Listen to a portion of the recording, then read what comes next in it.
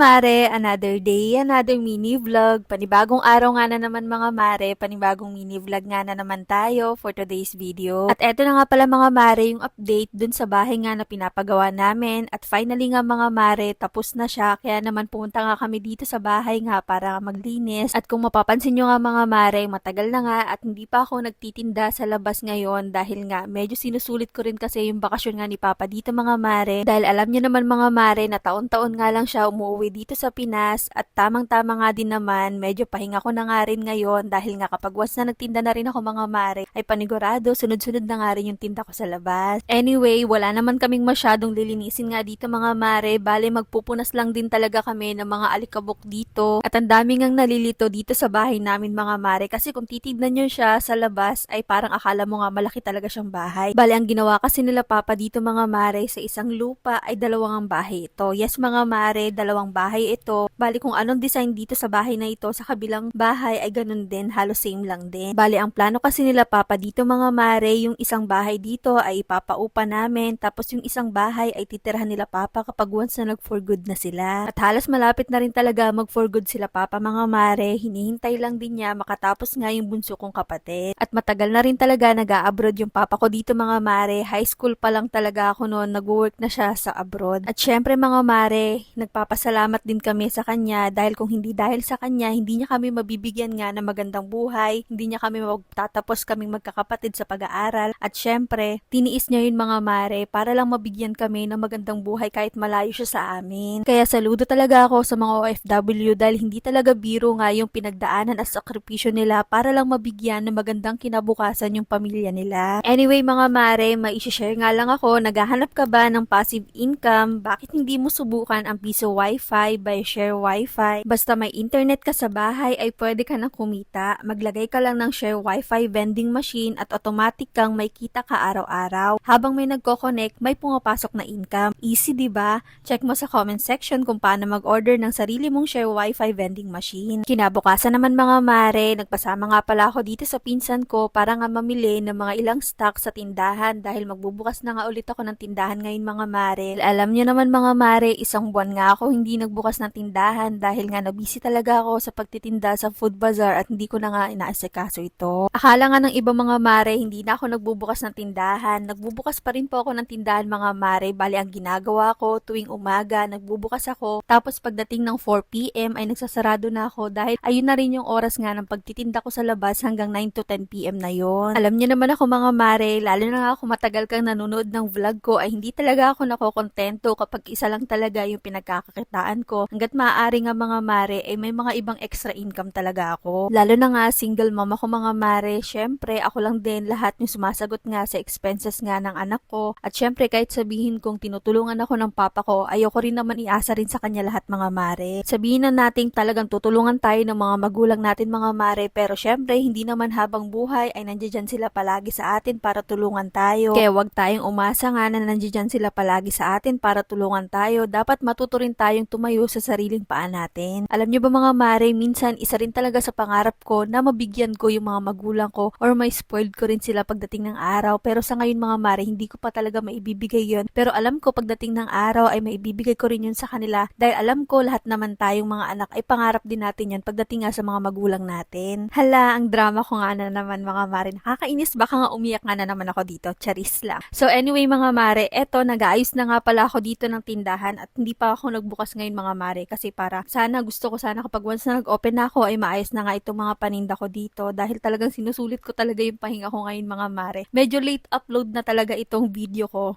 Kaya pinipilit ko talaga mga mare na habulin ka agad yung mga natambak ko nga na video. O siya, hanggang dito na lang muna mga mare. Ito